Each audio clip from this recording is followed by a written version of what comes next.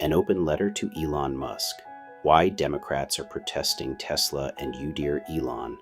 You've undoubtedly noticed the wave of protests targeting Tesla showrooms and your personal reputation across the United States and beyond. From Seattle to Miami, from London to Berlin, demonstrators have gathered with signs, chants, and a clear message. They're upset with you and your electric vehicle empire. As the CEO of Tesla and a prominent figure in President Donald Trump's administration, you've become a lightning rod for discontent, particularly among Democrats. Here's a breakdown of why they're taking to the streets and what's driving this backlash. The Democratic grievance. Your role in DOGE and government overreach. The primary spark igniting these protests is your leadership of the Department of Government Efficiency, DOGE, an unofficial entity tasked with slashing federal spending and workforce under Trump's second term. Democrats see this as a direct attack on institutions and programs they hold dear: Social Security, Medicare, federal education funding, and agencies like USAID that support global humanitarian efforts.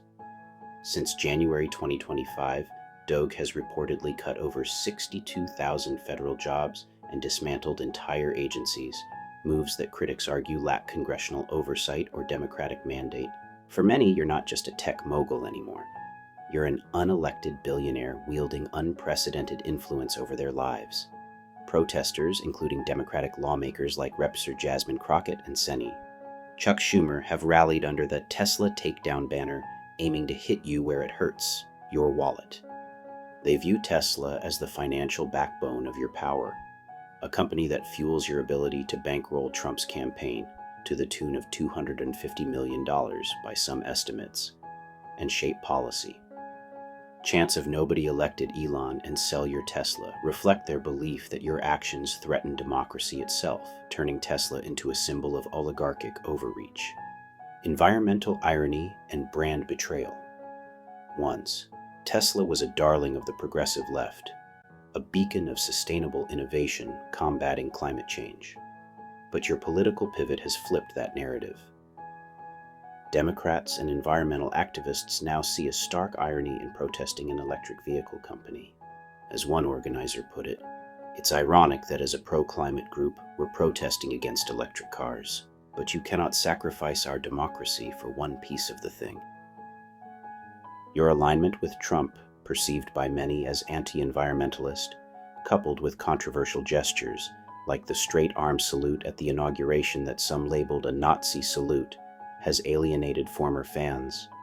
They feel betrayed by a mission they once believed in, and they're channeling that disillusionment into action. Personal attacks in public perception. Your public persona doesn't help. Comments dismissing federal benefit recipients as a parasite class, or suggesting Social Security cuts, have painted you as out of touch and callous. Incidents like your defense of far-right figures or inflammatory ex-posts, like accusing protest organizer Valerie Costa of committing crimes without evidence, only fan the flames. Democrats see you as a provocateur, gleefully dismantling systems that millions rely on while hiding behind your wealth and influence. The vandalism, Molotov cocktails at dealerships, swastikas on Cybertrucks, may not be condoned by the peaceful Tesla takedown movement, but it underscores the depth of anger you've provoked. Opinion: are you secretly funding these protests? Here's a twist worth considering, Elon. What if you're the one behind these protests? It sounds counterintuitive. Why would you orchestrate a movement that's tanking Tesla's stock, down 41% this year, and tarnishing your brand? But hear me out. You're a master of disruption, a man who thrives on chaos and reinvention. Posts on X and scattered reports have speculated that billionaires like George Soros or Reid Hoffman are bankrolling the unrest, but there's no hard proof. What if the real puppet master is closer to home? Possible reasons why. A strategic distraction. You've always played the long game. By funding protests through proxies, you could shift public focus from DOGE's more controversial cuts, like those to veterans services or healthcare, onto Tesla, a battlefield you can afford to lose ground on temporarily.